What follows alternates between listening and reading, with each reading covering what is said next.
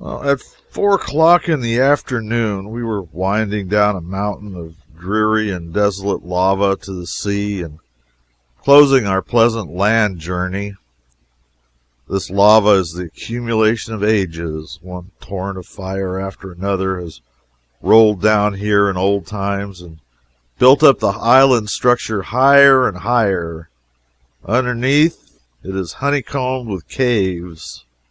It would be of no use to dig wells in such a place. They would not hold water. You could not find any for them to hold, for that matter. Consequently, the planters depend upon cisterns. The last lava flow occurred here so long ago that there are none now living who witnessed it. In one place it enclosed and burnt down a grove of coconut trees, and the holes in the lava where the trunks stood are still visible. Their sides retain the impression of the bark. The trees fell upon a burning river and, becoming partly submerged, left it in perfect counterpart of every knot and branch and leaf and even nut for curiosity seekers of a long distance day to gaze upon and wonder at. There were doubtless plenty of Kanaka sentinels on guard hereabouts at the time, but they did not leave casts of their figures in the lava as the Roman sentinels at Herculaneum and Pompeii did. It is a pity it's so, because such things are so interesting. But so it is. They probably went away. They went away early, perhaps. However, they had their merits. The Romans exhibited the higher pluck, but the Kanakas showed the sounder judgment. Shortly, we came in sight of that spot whose history is so familiar to every schoolboy in the wide world, the Kealakekua Bay, the place where Captain Cook, the great circumnavigator, was killed by the natives nearly 100 years ago. The setting sun was flaming upon it, a summer shower was falling, and it was spanned by two magnificent rainbows. Two men who were in advance of us rode through one of these, and for the moment their garments shone with a more than regal splendor. Why did not Captain Cook have taste enough to call his great discovery the Rainbow Islands? These charming spectacles are present to you at every turn. They are common in all the islands, and they are visible every day and frequently at night also. Not the silvery bow we see once in an age in the States by moonlight, but barred with all bright and beautiful colors, like the children of the sun and rain. I saw one of them a few nights ago, what the sailors call rain dogs. Little patches of rainbow are often seen drifting about in the heavens in these latitudes, like stained cathedral windows. Kealakekua Bay is a little curve, like the last kink of a snail shell, winding deep into the land, seemingly not more than a mile wide from shore to shore. It is bounded on one side, where the murder was done, by a little flat plain on which stands a coconut grove and some ruined houses.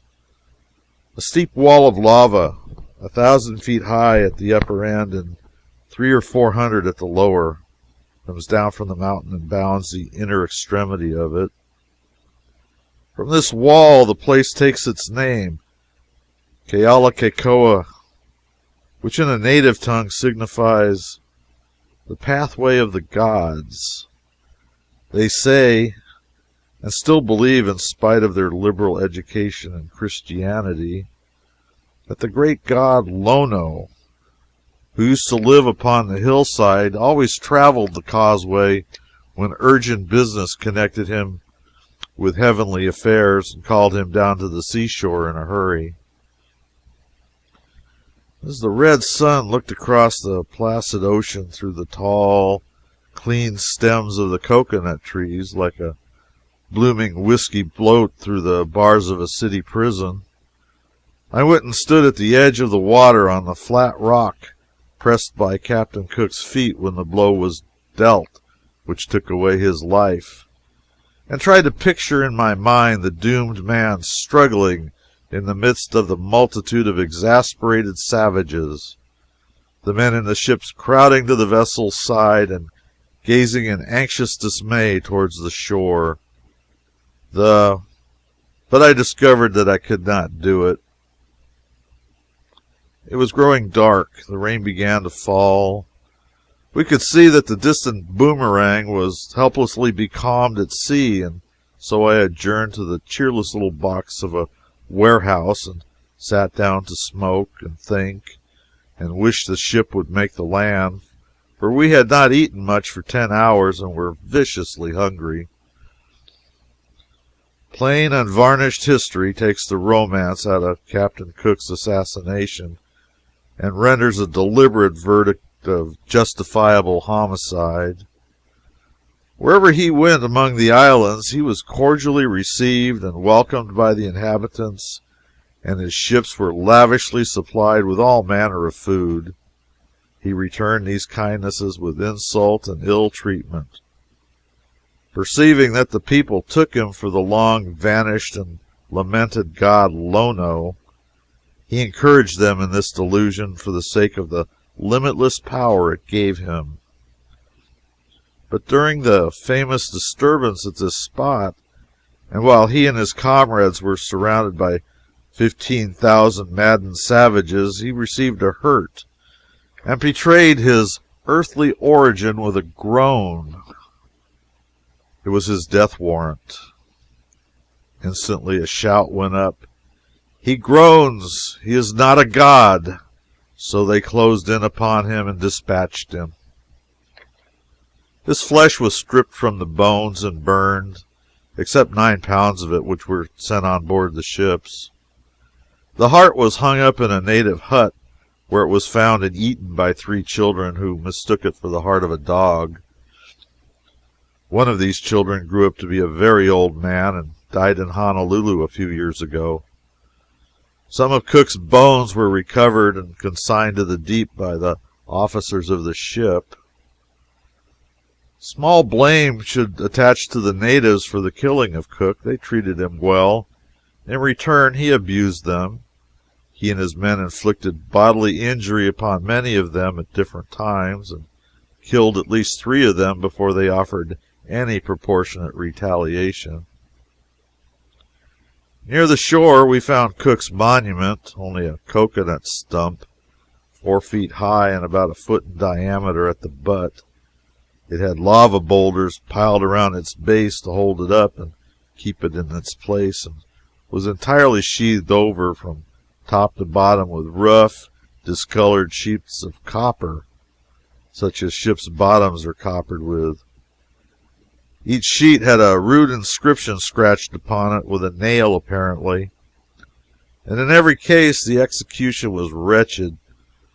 Most of these merely recorded the visits of British naval commanders to the spot, but one of them bore this legend: "Near this spot fell Captain James Cook, the distinguished circumnavigator who discovered these islands A.D. 1778.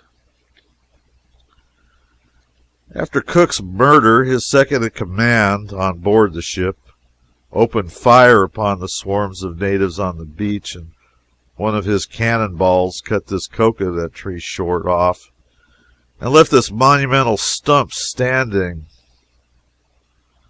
It looked sad and lonely enough to us out there in the rainy twilight. But there's no other monument to Captain Cook. True, up on the mountainside we had passed by a large enclosure like an ample hog pen built of lava blocks, which marks the spot where Cook's flesh was stripped from his bones and burned. But this is not properly a monument, since it was erected by the natives themselves, and less to do honor to the circumnavigator than for the sake of convenience in roasting him. A thing like a guide board was elevated above this pen on a tall pole. Formerly there was an inscription upon it describing the memorable occurrence that had taken place, but the sun and the wind had long ago so defaced it as to render it illegible. Toward midnight, a fine breeze sprang up, and the schooner soon worked herself into the bay and cast anchor. The boat came ashore for us, and in a little while the clouds and the rain were all gone. The moon was beaming tranquilly down on land and sea, and we too were stretched upon the decks, sleeping the refreshing sleep and dreaming the happy dreams that are only vouchsafed to the weary and the innocent.